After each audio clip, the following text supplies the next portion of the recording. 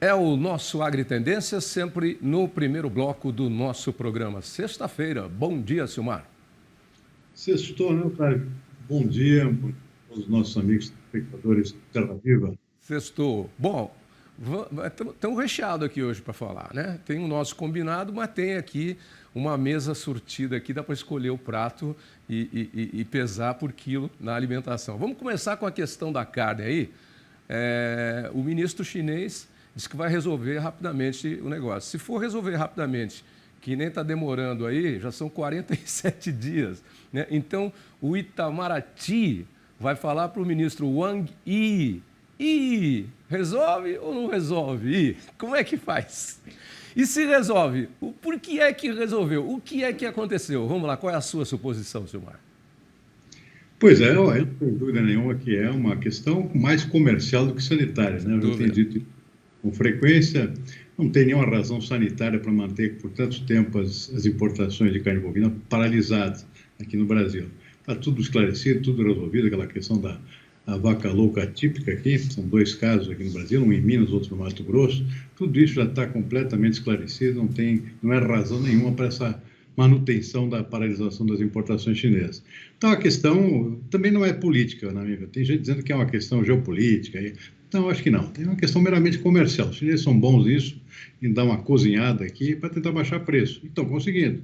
Pelo menos o preço do boi aqui já despencou aqui de uma forma bastante expressiva, entre 15% e 20% nesses últimos 47 dias. Porque não tem ninguém comprando, ou seja, paralisação total por parte dos frigoríficos, comprando para o mercado interno, mas não para exportação, que tem um peso importante aqui na composição do preço do boi gordo aqui no Brasil. Portanto, é uma questão comercial, os chineses não têm muita pressa, eles estão bem estocados, eles compraram bastante carne bovina, inclusive do Brasil, um pouco antes dessa suspensão. Foram grandes volumes aqui, volumes até recorde aqui até o mês de agosto, portanto, não tem necessidade de correr. Então, estão cozinhando, estão conseguindo baixar um pouco o preço. Então, é uma barganha aí que faz parte do jogo. Então, a expectativa é que isso seja retomado, acho que agora no mês de novembro. Vai demorar mais alguns dias aí, mas a tendência é de retomada, independentemente de qualquer esforço que o governo faça no sentido de pressionar o governo chinês. Vai ser o natural mesmo eles retomarem as suas compras, vão precisar. Concordo com você aí. Acho que não é político, não, é econômico. O chinês é o maior consumidor de carne suína do mundo, né? Mas nesse momento está congelando o nosso boi, né? Ou melhor, está cozinhando o nosso boi nesse momento. Silmar, outro dia eu comentava sobre o Dia Mundial da Alimentação com o Chico Graziano, na segunda-feira, e logo após o dia que foi no sábado. E o Chico, inclusive, falou, é mito, né, que não existe alimento para todos no mundo. Existe alimento. O problema é a distribuição, né, e os interesses políticos que acabam predominando, e aí existem populações que passam fome. E a gente vê aí que a previsão da safra de grãos no mundo aumentou em 10%. Quer dizer, tem mais comida ainda. A tendência para a próxima safra é bom bem ressaltar que nós estamos recém no início dessa nova safra de grãos, cujos números foram divulgados agora. São projeções ainda. No hemisfério norte, sim, as colheitas já estão em andamento, em princípio são boas, com exceção do trigo aqui, que teve perdas aqui na produção dos Estados Unidos, do Canadá e também da Rússia, que são 3 grandes exportadores. Então, a produção de trigo vai ser basicamente semelhante ao que vinha sendo já divulgado pelo Conselho Internacional de Grãos já há alguns meses. É uma safra melhor do que a anterior, que foi pequena, mas ainda assim uma safra que vai ficar abaixo da expectativa. Agora, é bom ressaltar que falta ainda a safra do hemisfério sul. Por enquanto, o que está mais ou menos garantido é o hemisfério norte, que é importante, é claro, mas no hemisfério sul nós temos uma importância muito grande aqui em termos de milho também, em termos de soja, e em parte aqui um pouco de arroz também. Então, tem coisa para ser confirmada ainda. Por enquanto, é uma projeção, expectativa de melhora em termos de produção mundial, especialmente no caso do milho, por exemplo. O milho sofreu muito na última safra, até por conta do próprio Brasil. O Brasil, que é um grande exportador, é o segundo maior exportador mundial, sofreu bastante. A gente tem acompanhado isso aqui por questões climáticas, falta de chuvas e também geadas. A expectativa é que o Brasil recupere a sua produção. Então, a tendência é otimista, mas é bom lembrar que muita coisa ainda tem que ser plantada e colhida só no início do ano que vem, como é o caso do próprio Brasil. Ok, vamos lá para outro assunto. Pelo que eu sei dos seus hábitos e costumes, eu só sei de alguns, você não é como eu. Eu sou uma pessoa que dirige muito aí pelas estradas do Brasil, gosto de dirigir longas distâncias às vezes. Você, pelo que eu sei, não faz longas distâncias em estradas, pelo menos ultimamente, né? Você prefere o avião, né? Quando é a longa distância. Mas eu faço bastante. E aí a gente vai para aquela questão do pedágio no Paraná. Os contratos de licitações de administração terminam agora no dia 27 de novembro. E eu me lembro que toda vez que eu passo num pedágio do Paraná, eu fico abismado com o valor do pedágio no Paraná, que é o mais caro do Brasil. E eu vou dar alguns exemplos. E já há muitos e muitos anos que você passa, quando você recebe o ticket do pedágio, em qualquer pedágio do Paraná, vem escrito embaixo assim, não sei se alguém já viu, guarde este recibo, ele está sendo questionado judicialmente, o valor está sendo questionado judicialmente. Isso, ó, eu não guardei nenhum, né? Porque eu vou ficar guardando recibo de pedágio no Paraná. Mas eu vou dar um exemplo aqui. Você sai de Marília e vai a Londrina, que são 210, 215 quilômetros, 220, e você roda de Marília, passando por Assis, até a barranca do Rio Paraná, que é a divisa dos dois estados, você pega um pedágio na Marília-Assis e outro pedágio na entrada, na saída de São Paulo, que é antes da ponte do Rio Paraná, na divisa de estados. Você paga R$ 6,00 no pedágio entre Marília e Assis e paga R$ 9,00 e pouco no último pedágio lá. Quando você cruza, dá 15, 16 reais. Quando você cruza a ponte, olha, são 150, 140 quilômetros mais ou menos você rodou. Tudo estrada boa, o que não está duplicado está sendo duplicado. Você entra na estrada do Paraná, cruzou a ponte, já tem um pedágio. R$ 29 ou R$ 32 reais, se eu não me engano. Aí você vai rodar sem pagar pedágio até Londrina, são 65, 75 quilômetros. Numa estrada que é pista simples, às vezes ela tem uma terceira pista em algum período, em algum trecho, às vezes. E aí você pagou R$ 32 reais. Eu não queria saber qual é o critério. Qual é o critério, Silmar? Não tem a menor. Mas o fato é o seguinte, né?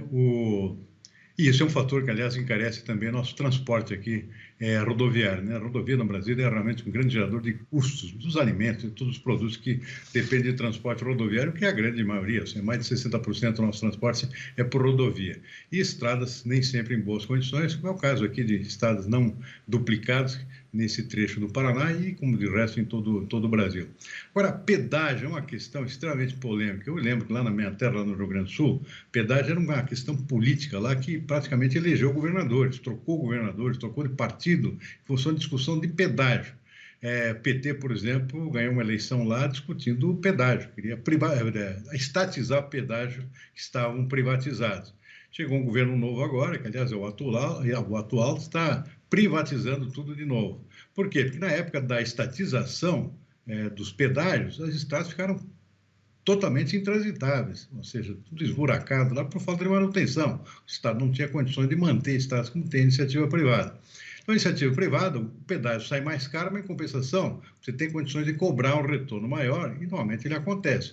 Eu acho que o melhor exemplo é o próprio estado aqui de São Paulo, né, que tem belíssimas rodovias, Sim. Os pedágios não são baratos, mas as estradas são perfeitamente conservadas, né? Então, pelo menos essa é a minha opinião aqui, no sentido de que o pedágio, embora às vezes seja mais caro, não é necessariamente o caso de São Paulo, ele gera esse tipo de retorno que uma estrada não privatizada não gera. Pois é, e você citou bem o exemplo de São Paulo, onde nós temos as melhores rodovias do país, praticamente, acho que 70% da malha viária, tirando as vicinais e pequenas, está tudo duplicado. Mas os pedágios são mais coerentes, né? Os valores, apesar de altos, são mais coerentes, e a entrega do serviço, ela está aí, são rodovias duplicadas. Bom, vamos ver o que é que vai acontecer, porque a reportagem nossa mostrou, inclusive, o encarecimento do transporte de produtos do agronegócio nas rodovias do Paraná, que é um estado que produz muito, mas também é um estado que está no meio do caminho de passagem de coisa que sobe do sul e de coisa que desce do sudeste. Olha aí, até rimou, hein? Detalhe importante, né, Tavinho? O pedágio devia aumentar de preço depois que for entregue realmente a reforma de uma rodovia, e não o pedágio financiar a construção posterior da rodovia, como normalmente acontece, ou seja, uma inversão. Tá bom. Você foi na missa no último domingo, né? Foi isso que o padre falou no sermão, né? Para a gente ser coerente, é isso? Lógico. Cobra o pedágio depois que reforma a rodovia. Não reforma a rodovia com o dinheiro do pedágio. Tenho certeza que você foi à missa e o padre falou isso no sermão. Bom, deixa o padre para lá e a missa para lá. E vamos falar agora da questão do auxílio emergencial aí. O governo fez uma manobra, vai dar os R$ 400 aí, isso aí acaba substituindo o Bolsa Família. Aí junto vem a notícia de R$ 400 de ajuda para os caminhoneiros, que estão dizendo que isso aí não cheira nem fede, como é que é? Como é que diz o ditado? Né? Isso é uma porcaria, é brincadeira, né?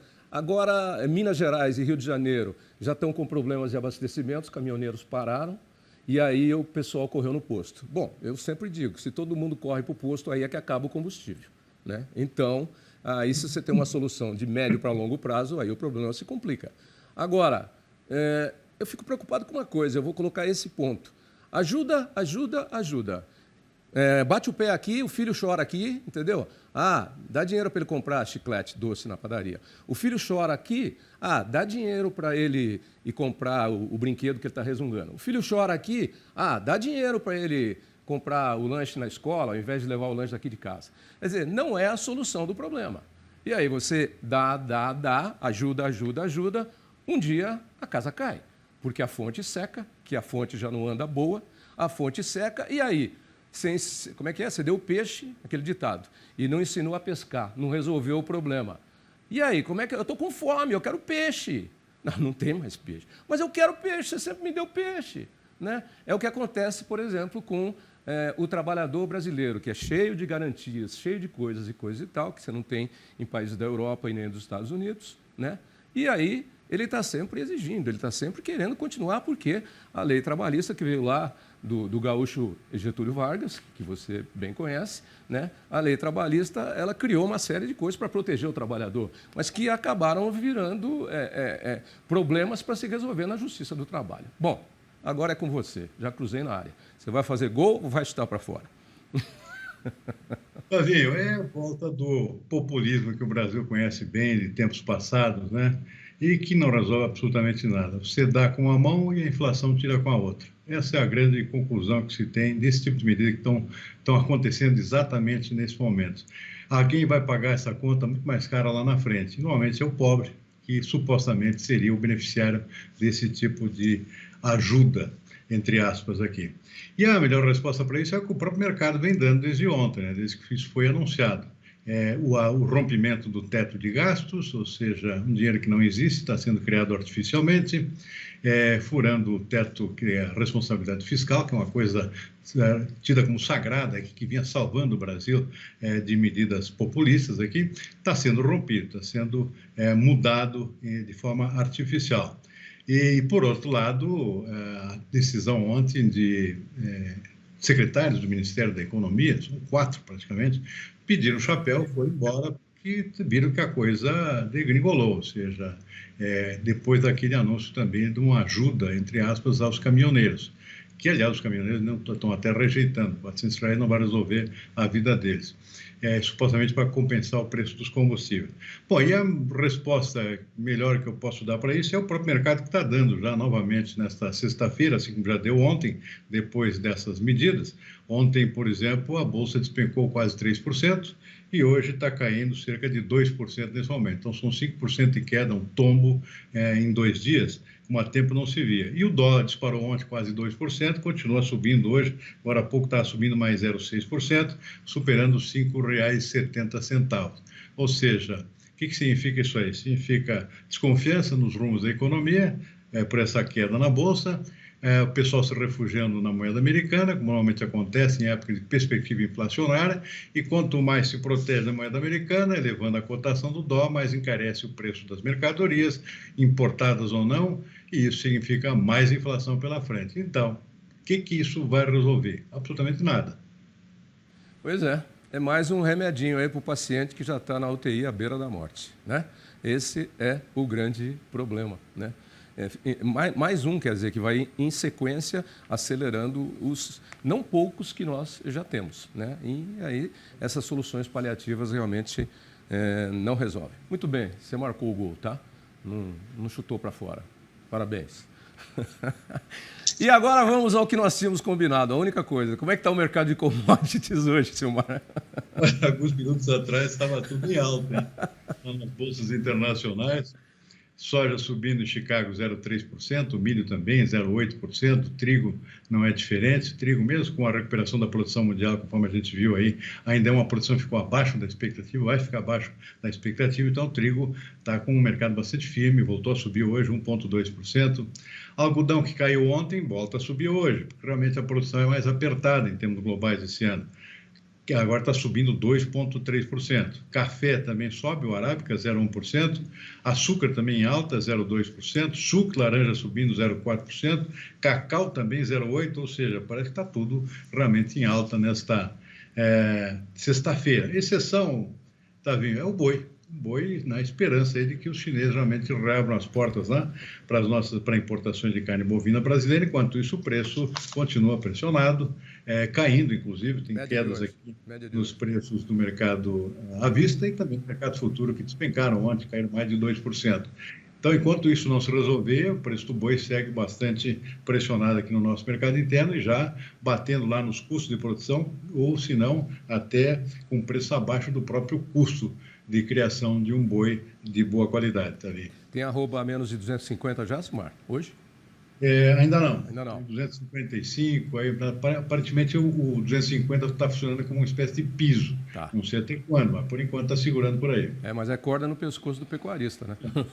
Isso é verdade. Bom, vamos esperar aí que, como disse o ministro das Relações Exteriores da China, o senhor Wang Yi, que se resolva rapidamente esse problema das nossas exportações de carne para a China. Porque eu não sei falar chinês, mas o Wang Yi a gente pode pronunciar de dois jeitos. Se ele resolver o problema, Wang Yi.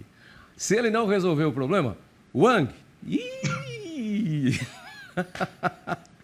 Por Tchau, enquanto, a Wang, e aí? O Wang, e aí? Aqui é o Itamaraty. Wang, e aí? Silmar, até segunda. Bom final de semana. Abraço. Bom final de semana, até segunda-feira. Obrigado. Tchau.